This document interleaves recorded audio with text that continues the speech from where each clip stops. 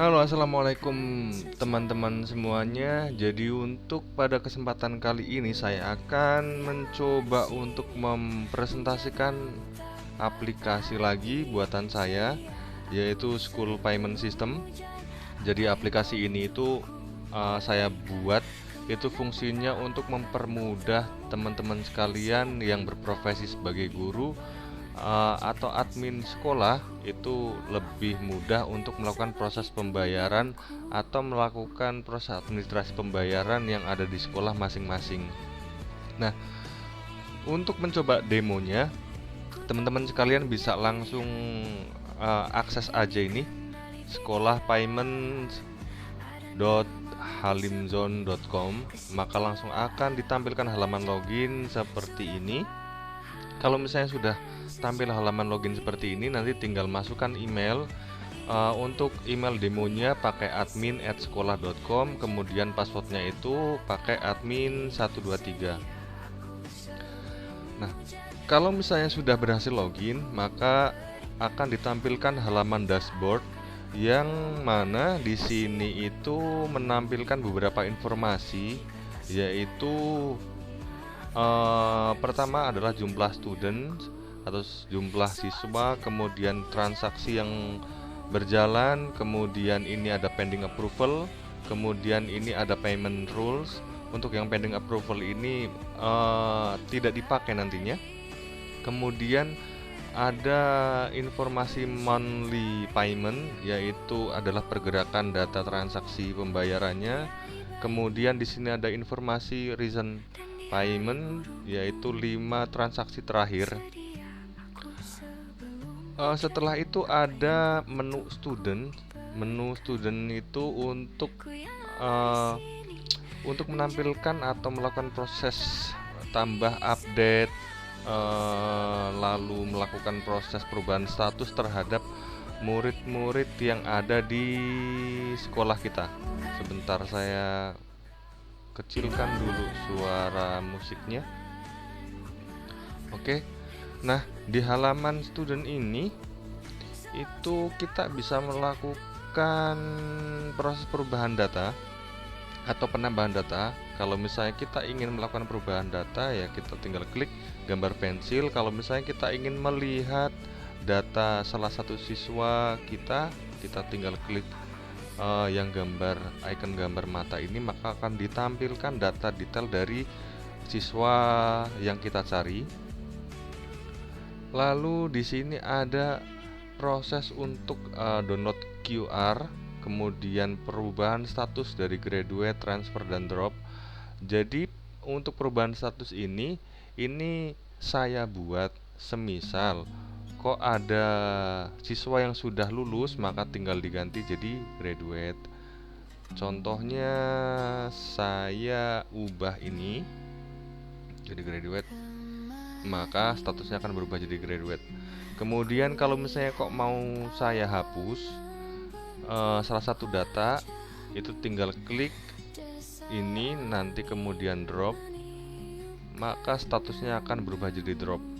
Untuk penghapusan data yang di sistem saya buat itu tidak menghapus data total, tapi dengan cara soft delete. Jadi data masih tersimpan tapi statusnya itu sudah terhapus secara aplikasi dan tidak bisa digunakan untuk proses transaksi lagi.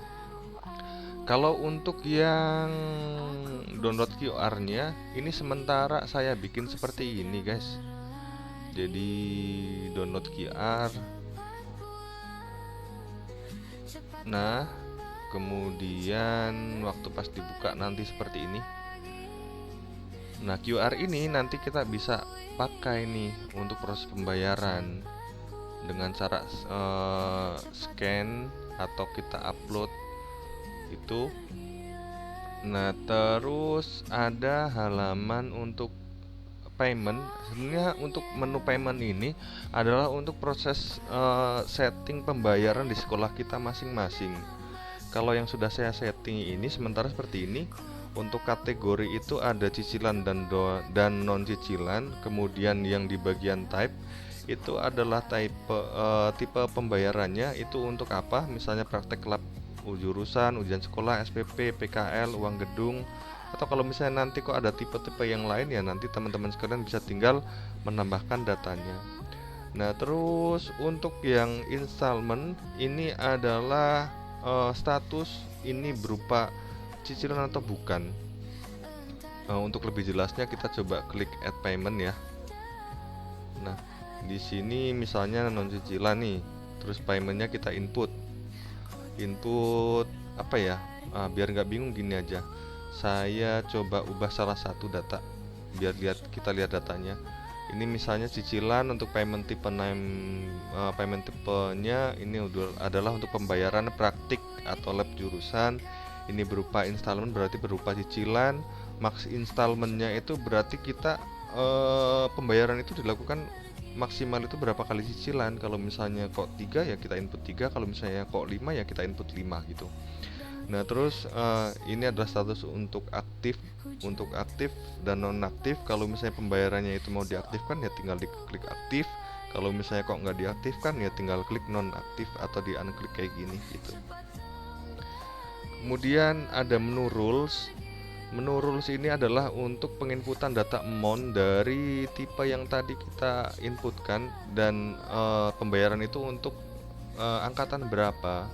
Misalnya ini nih, uang gedung DPP untuk angkatan tahun 2024, jurusannya teknik kendaraan ringan otomotif untuk kelas 11, nilai pembayarannya itu 5.600.000 itu. Misalnya lagi PKL atau magang untuk tahun 2024, angkatan 2024, teknik kendaraan ringan otomotif, terus kelasnya itu kelas 11, misalnya amountnya itu misalnya 250. Kalau misalnya kok pengen disesuaikan ya nanti tinggal disesuaikan dengan peraturan sekolah kita. Lalu untuk data transaksinya, proses transaksinya itu dari sini nih. Proses transaksinya itu dari sini, maka akan ditampilkan data seluruh transaksi yang sudah dilakukan di sistem. Misalnya nih, ada data atas nama Ferry Kurniawan. Ini ada pembayaran SPP yang totalnya itu 500.000. Nah, ini kita bisa melihat total yang sudah dibayarkan. Misalnya ini cicilan pertama 500.000, maka total paid-nya 500.000, dan ini statusnya masih partial, berarti masih belum lunas. Kalau misalnya mau menambahkan data lagi, ya kita tinggal klik add, lalu pilih Ferry Kurniawan misalnya, terus kita inputkan data SPP. Nah, di sini akan diinformasikan total pembayaran yang dilakukan itu 3.600.000, total yang sudah dibayar 500.000. Terus pengingatnya ini masih ada 3.100.000 yang belum terbayar. Nah, ini installment yang kedua dari 12 kali. Kalau misalnya kita input ya kita tinggal input aja gini. Misalnya kita input 300.000, maka save, data akan tersimpan di sini. Tadi saya input 30.000 ya. Jadi seperti itulah contohnya. Nah, di sini salah satu keunggulan dari sistem ini itu sebenarnya sudah mobile friendly gitu kan. Jadi kalau misalnya kok kita nggak punya alat untuk scan, kalau waktu pas diakses dari HP itu nanti kita bisa scan langsung dari kamera HP, nanti data QR-nya itu langsung akan masuk di sini. Nah, karena sementara ini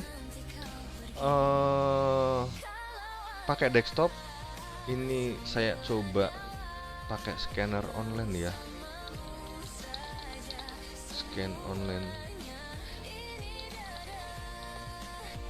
pakai scan online dari data yang tadi kita masukkan.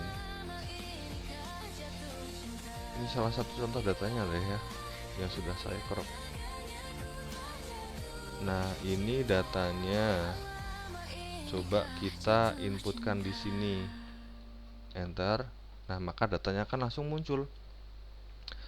Terus misalnya kita pilih nih.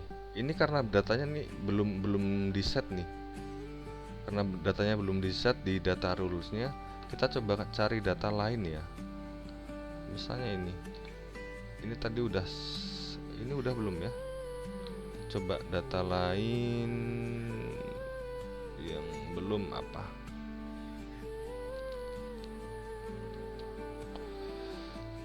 Ini sudah belum? Nah ini belum nih. Ini udah di set nih. Atas nama Siti Aminah. Untuk SPP-nya totalnya itu yang harus dibayar 3.600.000, yang sudah dia bayarkan 1.200.000, berarti masih ada kekurangan 2.400.000. Misalnya kita input 1 juta gitu, 100.000 1 juta, submit payment. Nah, data pembayaran berhasil diproses. Ketika kita lihat di data all transaction ini, maka data langsung akan muncul di sini. Nah, untuk detailnya kita bisa klik seperti ini. Berarti dia ada pembayaran kedua, ketiga, dan seterusnya. Seperti itu. Ini yang pembayaran yang pertama ini kemarin sempat saya hapus. Bukan error aplikasinya, tapi saya hapus di database-nya buat ngetes. Lalu ada menu report. Untuk reporting ini sebenarnya cukup membantu sebenarnya buat teman-teman sekalian, karena semua data transaksinya itu akan ditampilkan di menu report ini semuanya. Misalnya kita mau filter yang kelas 10 nih, nah maka langsung akan ditampilkan seluruh data pembayaran kelas 10 dari yang sudah lunas maupun yang belum lunas. Kalau misalnya kita pengen melihat yang partial aja bisa. Nah seperti ini. Kalau misalnya ingin yang melihat yang data yang sudah lunas. Untuk yang export ke Excel-nya ini saya belum bikin, jadi masih error. Tapi nanti akan saya sempurnakan untuk yang proses ekspor CSV-nya ini. Lalu apa lagi ya? Seharusnya dari yang bagian report ini sudah cukup menggambarkan ke teman-teman semuanya ya. Cara bacanya sebenarnya gampang. Misalnya saya filter atas nama Ferry Kurniawan ini deh. Nah, dia ada pembayaran 1 juta untuk uang gedung SPP, dan ada pembayaran 500.000 untuk uang gedung SPP, ini belum lunas. Kemudian ini ada pembayaran uang ujian sekolah sebesar 200.000, itu non cicilan, dia sudah terbayar. Terus kemudian ada pembayaran SPP 500.000 dan 30.000, itu yang tadi kita inputkan. Jadi cara bacanya seperti itu. Kalau misalnya kita mau lihat yang cuma yang uang gedung aja, ya udah kita tinggal filter aja gitu. Seperti itu. Nah, kalau misalnya kok sampai cicilan sampai ada 12, maka di sini langsung akan dinamis ke 1, ke 2, ke 3 dan seterusnya sampai 12. Jadi seperti itu, teman-teman. Kemudian untuk yang di menu setting ini adalah untuk menu setting data sekolah. Kalau misalnya perlu di setting ya tinggal di setting aja. Cuma yang di sini juga sudah saya setting dan nanti tinggal disesuaikan sama kebutuhan teman-teman. Kemudian untuk yang menu user ini, kalau misalnya kok teman-teman mau menambahkan, anggaplah di sekolah teman-teman ada 2 admin, ya udah kita tambahkan aja adminnya 1 lagi gitu. Nah ini bebas mau menambahkan berapapun, nggak saya batasi. Jadi seperti itu untuk aplikasi school payment system.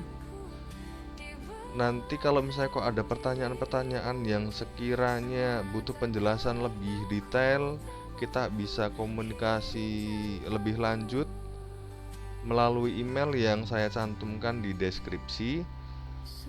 Mungkin sementara seperti itu. Dan kalau misalnya kok dari teman-teman juga ada kebutuhan aplikasi lain, ya saya siap buat bekerja sama.